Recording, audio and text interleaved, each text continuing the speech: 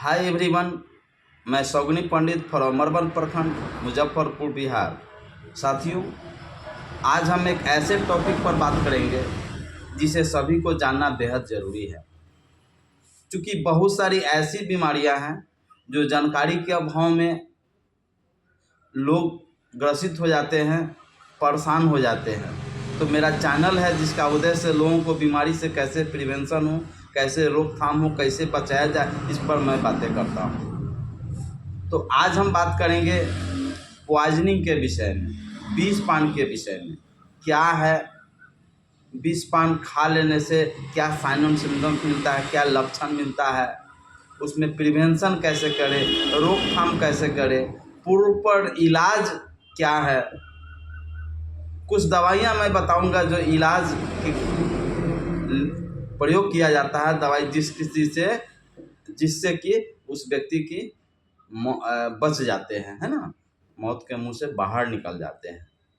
दोस्तों, विष एक ऐसा पदार्थ है जिसको खा लेने से मनुष्य के शरीर को नुकसान पहुंचता है, उसी को हम विष कहते हैं, जो कि विष एक जानलेवा है।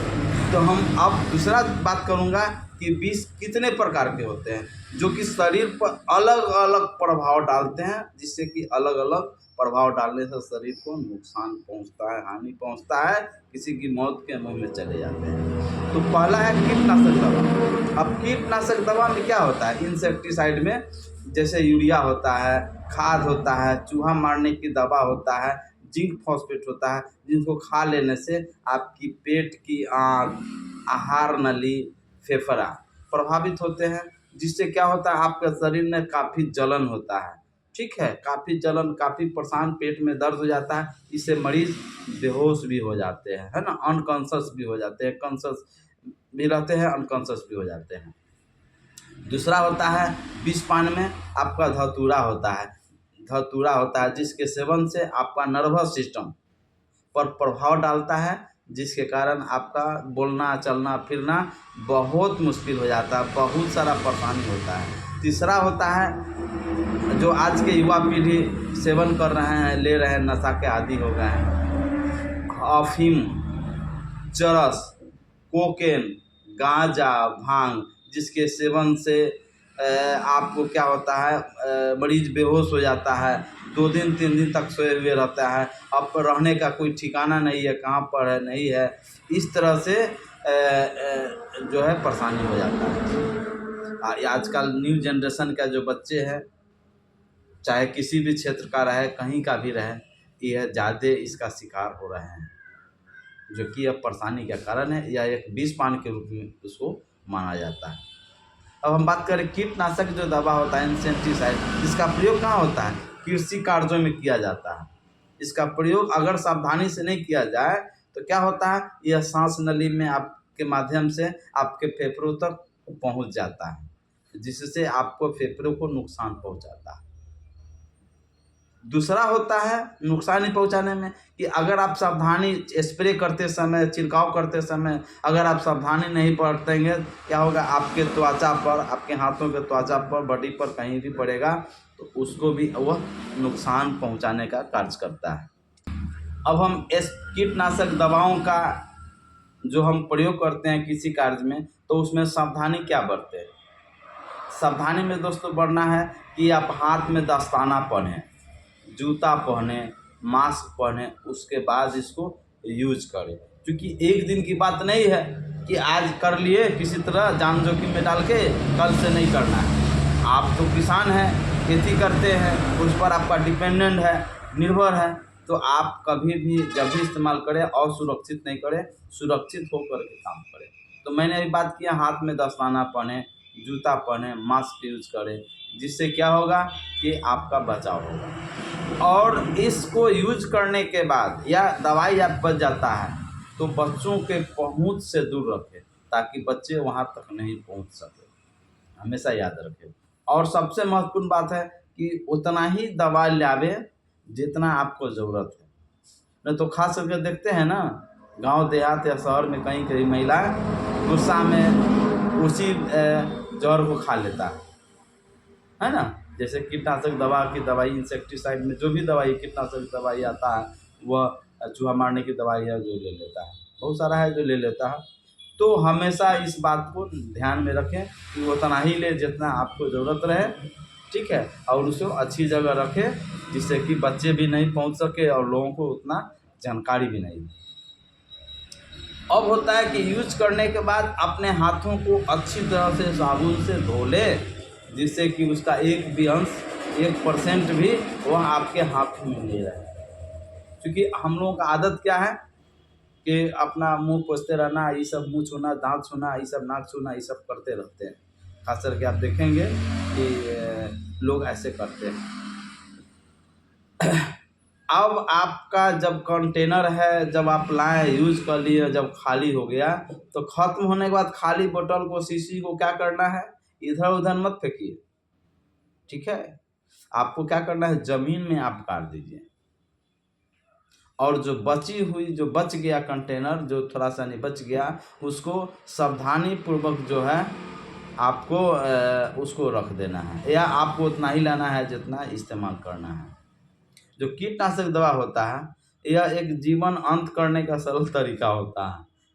तो मौत के मुंह में जाना है तो पी लीजिए, खा लीजिए, मौत के मुंह में चले जाएंगे। यानी जीवन को अंत करने का, मौत के मुंह में जाने का बहुत ही सरल तरीका होता है।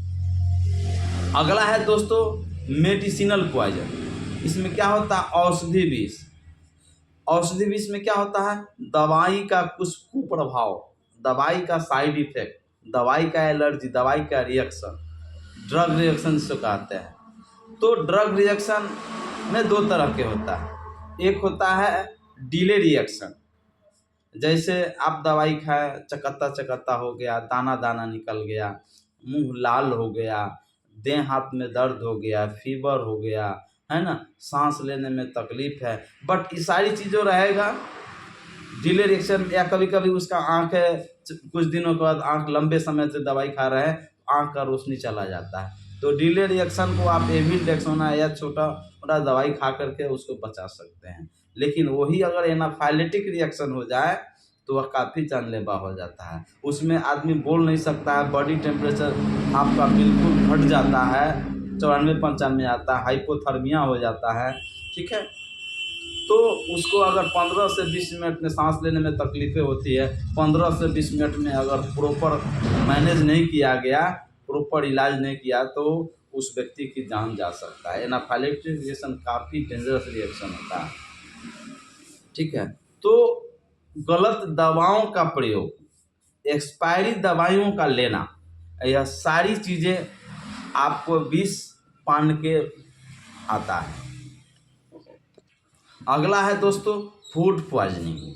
फूड पॉइजन, भाई फूड, भोजन कैसे पॉइजन हो जाएगा?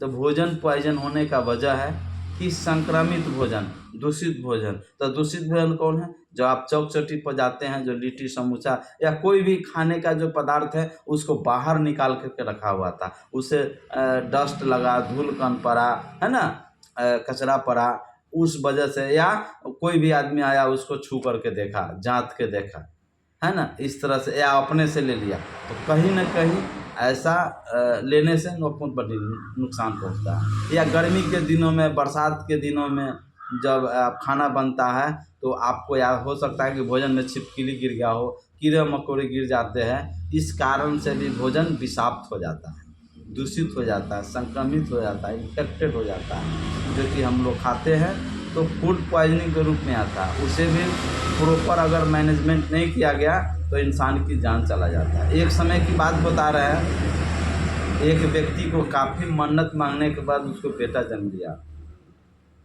10 साल 15 साल में उसको बेटा जन्म लिया, काफ़ी मन्नत के बाद, समझिए ना कि दूभी पर पत्थर जमने के बाद जन्म लिया। खुशी का ठिकाना नहीं था।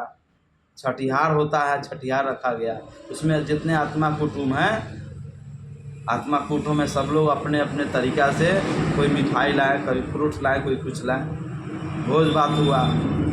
जो जिस व्यक्ति को बेटा जन्म लिया वह व्यक्ति अनेकों तरह के मिठाइयाँ हो गया, अनेकों तरह के खाद्य मटेरियल हो गया, जिसको सेवन किया, उसे फूड पॉइजनिंग हो गया। और उसे अस्पताल ले जाते जाते उसका दम चला गया, मौत के मुंह में चला गया। तो डॉक्टर्स वहाँ कुछ चेकअप हुआ, पता लगा तो फूड पॉइजनिंग से मौत हुई। ये होता है फूड पॉइजनिंग। तो हमेशा याद रखें, अपने साबुन प्रॉपर हाइजीन मेंटेन करना चाहिए इंसान को, स्वच्छता पर ध्यान रखें, और बाहरी जो सामान सब है उसे नहीं खाएं, जो चौक चट्टी पर रहता है या उसको ढका हुआ नहीं है उसे सेवन करें। अगला दोस्तों केमिकल पॉइजन होता है। केमिकल पॉइजन में क्या होता है? फास्फोरस होता है, पारा होता है, पेट्रोल होता है, मिट्टी तेल होता है, डीजल होता है, कार्बोलिक अम्ल होता है, आयोडीन होता है। यह सब आपको केमिकल पॉइजन है। जैसे आप गलती से आप किरासन तेल पी लिए, पेट्रोल आप ले लिए पी लिए, पारा है जो आपके शरीर में चला गया, तो कहीं न कहीं यह केमिकल पॉइजन के रूप में जाना जाता है, देखा जाता है। और यह भी एक तरह का विष पान है जिससे इंसान को मौत हो जाती है। अब हम बात करें कीटनाशक दवा अगर लोग खा लेता है दवा, तो उसका उपचार क्या करें? तब सबसे पहले उसको शीघ्र अवलोकन करें, प्रॉपर उसको देखें, वाइटल चेक करें, है ना। वाइटल चेक करना तो है ही है उस व्यक्ति का। और विष जो खाया है उस शीशी को देखिए कि क्या खाया, वो क्या है।